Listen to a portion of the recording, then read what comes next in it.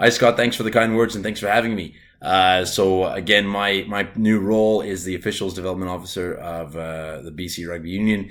What that means is I am here to increase the quality and quantity of referees in the province of British Columbia.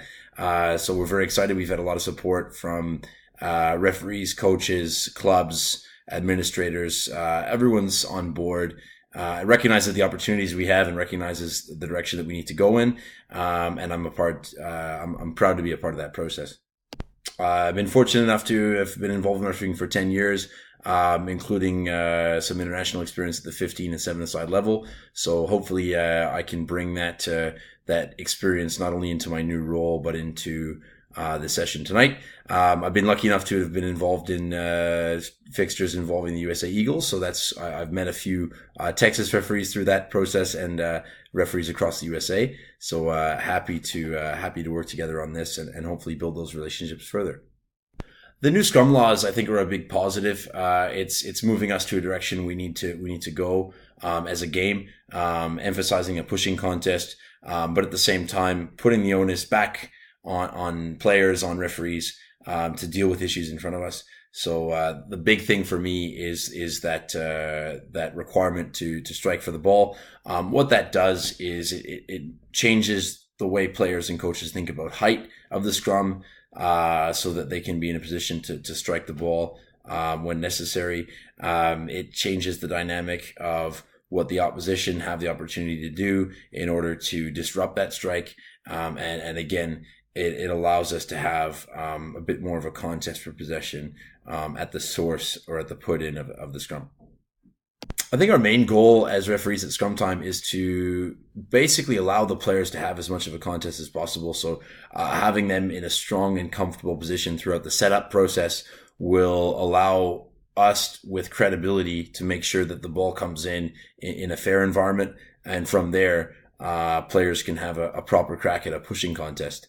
And I think if we're able to own that setup process and to honor the teams that are going forward, I think that we'd be in a good position as referees at scrum time.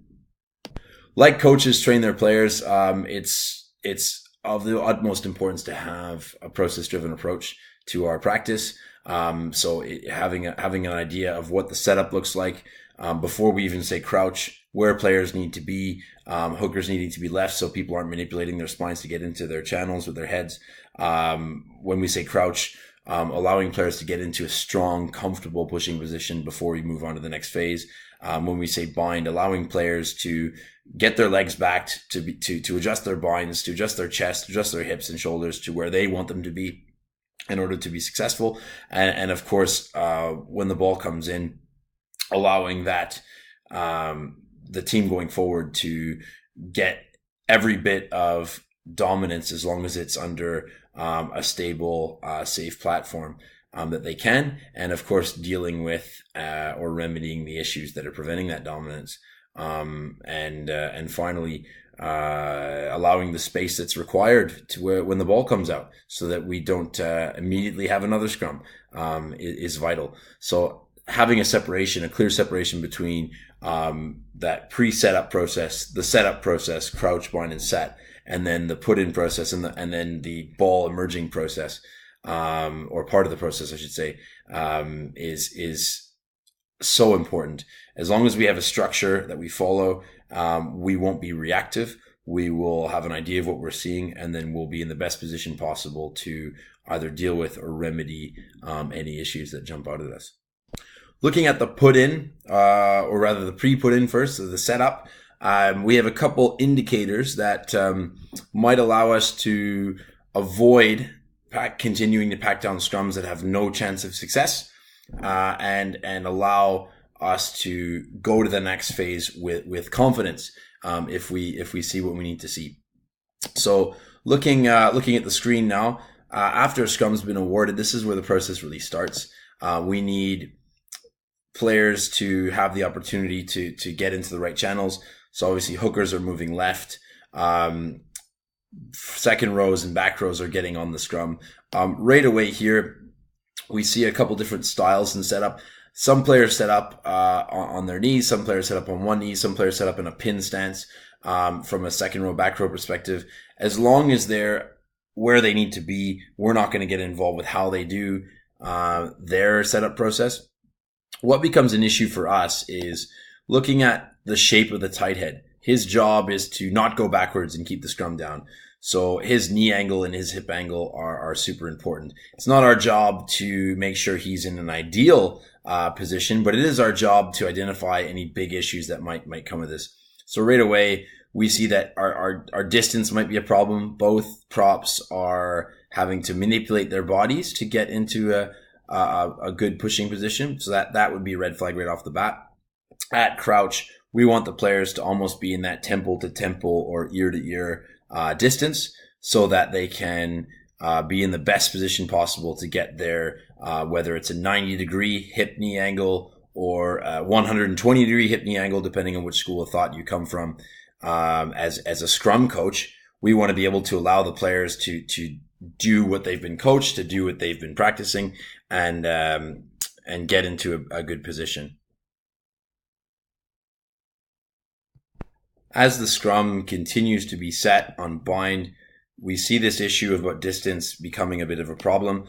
We have a look at the angle of our tight head prop. The knees are a little bit far up. As we carry on, we realize that he's not in a strong, comfortable position.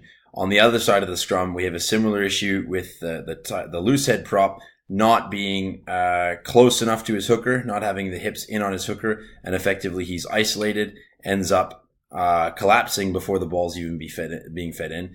So basically what we want is for players to have the opportunity to be in a good shape before the ball's in. Tight head, obviously legs at a good angle, not having to manipulate his body to get into that space. The loose head showing that right shoulder, so the tight head does have that space. The loose head having his hips attached to his hooker, so that the tight head has somewhere to go and doesn't end up attacking the hooker. And obviously that loose head not being overextended as well, and having an opportunity to bind. And the last piece, I guess, is depending on your school of thought, maybe the least important, maybe the most important, is that tight head bind not being on the arm of the loose head prop, just taking away issues that might cause discomfort from that loose head prop in the setup process. Obviously, we go here.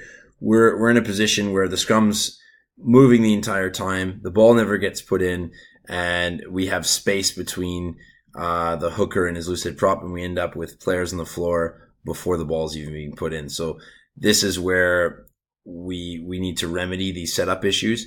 We need to make sure that the tight head prop is at a good angle, is at a good height. We need to make sure that the loose head prop has his hips attached or somewhat close to his hooker, and that his right shoulder is exposed.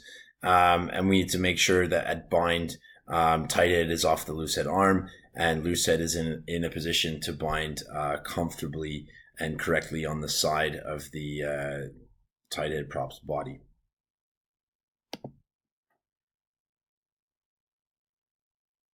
After the setup, we have the ball in, or the post ball in, or the post throw in part of the scrum. We have a scrum in front of us that's ready to go. We have good shape, reasonably good shape from a tight head prop, reasonably good shape from the loose head prop. We have 8 players in a position to push against 8 players that are in a position to push. So the ball can definitely come in here. Once the ball's in, we have to take a wider view and make sure that we can see all 8 players involved in each side to establish who's going forward. And from there, we can highlight anything that might become an issue. So as the scrum packs down, we can see that the white team starts to get 8 bodies taking steps forward. So they're going forward. Right away, we have an indicator, and the referee is focused towards the team that's under pressure, particularly the tight head prop. So if we back this up a little bit, it might become a little bit more clear for you. So looking at right here, we see our tight head prop is starting to disappear. Our loose head's hips are still attached to his hooker, so we don't have a case of the loose head going across the scrum. We have a tight head who's in a bit of trouble here. He starts to turn in. Now our trio of players here, our loose head lock, our loose head flanker, and our loose head prop, are all going to kind of push together, and they have nowhere to go besides around the corner here because we're not really presented with much of a target to hit at. So as we let this play, we see that the scrum starts to move around, and we have seen referees hit this in the past where they have the loose head for going around the corner. But if we look at what happens before this picture, we have 8 players going forward. So that gives us an indication that this prop is going to probably be okay. And again, we see his hips are attached to his hooker, no issues.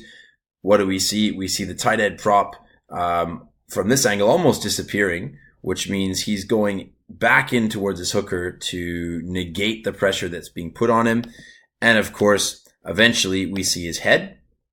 So he stands up because there's an enormous amount of pressure being put on him. And again, that's something we can deal with the penalty initially for not pushing straight or standing up, depending on your style of communication. Excuse me. And effectively, if we get this, and referee gets his arm the wrong way initially, but if we get this penalty at the right time, it becomes very clear to the players, to the dominant team, that as long as they're legitimately going forward, they're going to get their reward. And it sends a message to the team that's going backwards that they need to do a better job of setting up, staying tight, and staying in the contest.